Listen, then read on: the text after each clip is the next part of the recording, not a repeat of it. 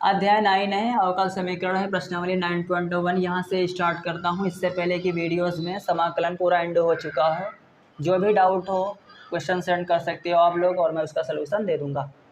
तो यहाँ पर है निम्न प्रश्नों के कोटि व घात बताइए। तो इसमें ये सब अवकल समीकरण है, इन्हीं को अवकल समीकरण बोलते हैं। ये जितने भी दे रखे हैं 5 है, 5 को ये पाँचों को अवकल समीकरण बोलते हैं। तो इसमें कोटि निकालना है और घात निकालना। तो सबसे पहले हम ये सीखते हैं कि कोटि क्या होती है और घात क्या होती है।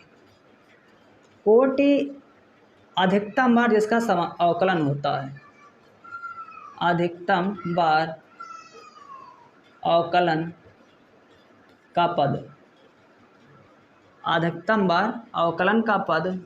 और ये होता है जो घात होता है, तो जिसका अधिकतम बार अवकलन होता है उसकी यदि अधिकतम पावर है तो उसकी घात हो जाती है।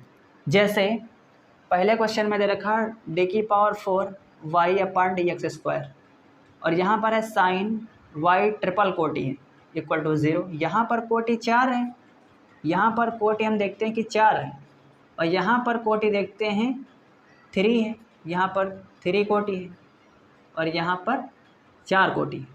तो अधिकतम कोटि किसका, इसके ये मतलब अधिकतम बार ये अवकलन किया गया है। पहले वाले टर्म में देखते हैं कि ये 4 है, 4 बार अवकलन हुआ है, तो इसकी कोटि क्या निकलेगी 4। यहाँ पर जो निकलेगी कोटि 4। अब घात की बात करें तो घात जो होगा, इसमें कोटि 4 है और इसमें कोटि 3, तो ना मैं तो इसका बोल सकता हूँ ना तो इसकी बोल सकता हूँ कि घात क्या होगा। तो यहाँ पर लिख देता हूँ घात अपरिभाषित। घात इसकी अपरिभाषित है, अर्थात घात कन्फर्म नहीं है कि 1 होगी या 2 होगी, क्योंकि यहाँ पर भी ट्रिपल कोटि है, यहाँ पर 4th कोटि है। यहाँ पर 4 बार अवकलन हुआ, यहाँ पर 3 बार अवकलन हुआ, लेकिन सबसे ज़्यादा अवकलन इसका हुआ इस टर्म का, तो इसकी जो कोटि होगी वो 4 होगी। लेकिन घात अपरिभाषित है क्योंकि ये भी 3 बार अवकलन हुआ है और ये 4 बार हुआ, तो घात हम अपरिभाषित लिख देते हैं। अब दूसरे क्वेश्चन में देखते हैं। दूसरे में 1 बार अवकलन हुआ है तो कोटि इसकी 1 होगी, और घात एक ही बार जब अवकलन हुआ तो इसकी पावर 1, तो घात 1 हो जाएगी। थर्ड में देखते हैं कि यहाँ पर तो अवकलन 1 बार हुआ है, लेकिन जो इसकी घात है वो 4 है। यहाँ पर अवकलन तो सिर्फ 1 बार हुआ, लेकिन यहाँ पर 4 दे रखा है। यहाँ पर अवकलन 2 बार हुआ है, तो अधिकतम बार अवकलन का पद, ये अधिकतम बार हुआ। कोटि लिखेंगे तो कोटि क्या होती है, अधिकतम बार अवकलन का पद। अधिकतम बार इसका अवकलन हुआ, ये 2 बार हुआ, तो कोटि जो निकलेगी इसकी 2 होगी। और अगर घात की बात करें तो सबसे ज़्यादा अवकलन इसी का हुआ, तो इस पर घात 1 है, तो घात 1 हो जाएगी।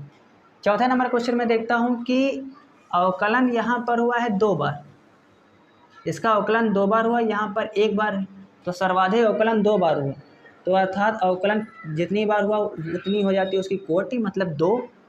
अब बात करूँ घात की, तो यहाँ पर जो घात है, यहाँ पर 1 बार अवकलन हुआ, लेकिन यहाँ पर 2 बार हुआ, तो इस पर घात लगी है 2, और यहाँ पर है 1, तो घात जो हो जाएगी अपरिभाषित हो जाएगी। घात अपरिभाषित है, अपरिभाषित घात जो हो जाएगी अपरिभाषित हो जाएगी, क्योंकि यहाँ पर अवकलन 1 बार हुआ और यहाँ पर 2 बार हुआ, तो यहाँ पर घात 1 है लेकिन यहाँ पर घात 2 है, तो ना तो मैं इसको लिख सकता हूँ ना तो इसको लिख सकता हूँ। इसी प्रकार पहले क्वेश्चन में यही था कि यहाँ पर कोटि तो 4 थी, क्योंकि अवकलन इसका 4 बार हुआ, तो हम लिख देंगे कोटि 4। लेकिन अब घात की बात करें तो यहाँ पर कोटि 3 है, यहाँ पर कोटि 4 है, ना तो मैं इसकी घात लिख सकता हूँ ना तो इसकी, इसीलिए लिख दिया हूँ घात अपरिभाषित। अब यहाँ पर देखते हैं कि 1 ही बार अवकलन हुआ, दूसरे टर्म में अवकलन नहीं हुआ है, तो 1 बार अवकलन हुआ तो कोटि 1 होगा, और पावर इसकी 1 ही है, तो घात 1 लिखेंगे। अब यहाँ पर क्या करते हैं, इसका अधिकतम जो है टर्म घात 2 होगी, घात 1 होगी, लेकिन कोटि इसकी 2 है। क्यों होगी कि अधिकतम 2 बार अवकलन हुआ, अधिकतम 2 बार अवकलन हुआ है, तो इसकी कोटि 2 होगी। अब इसकी घात तो 1 है लेकिन इसकी घात 4 है, तो यहाँ पर अवकलन जो हुआ है 1 बार हुआ है, घात है 4, और यहाँ पर अवकलन 2 बार हुआ है तो घात है 1, तो हम घात 1 लिख देंगे, क्योंकि अवकलन मैक्सिमम इसके बार हुआ है और घात इसकी कम है, और यहाँ पर अवकलन कम बार हुआ तो घात यह ज़्यादा, तो ये नहीं लिखेंगे, इसको हम 1 लिख देंगे। यह इसका आंसर ये है और इस टर्म का आंसर ये है और 4th नंबर का आंसर यही है।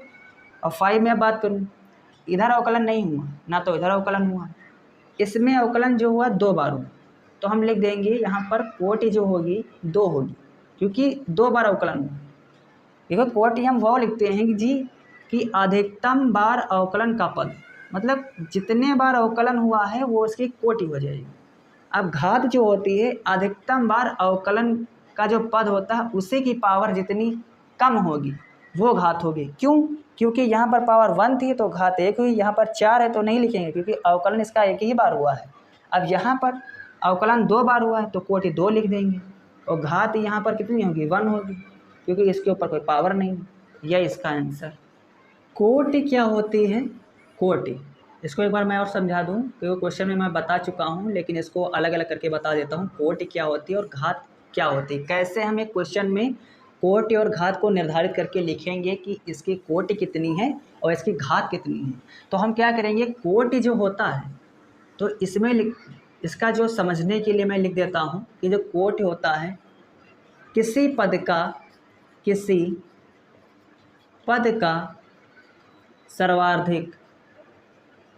सर्वाधिक बार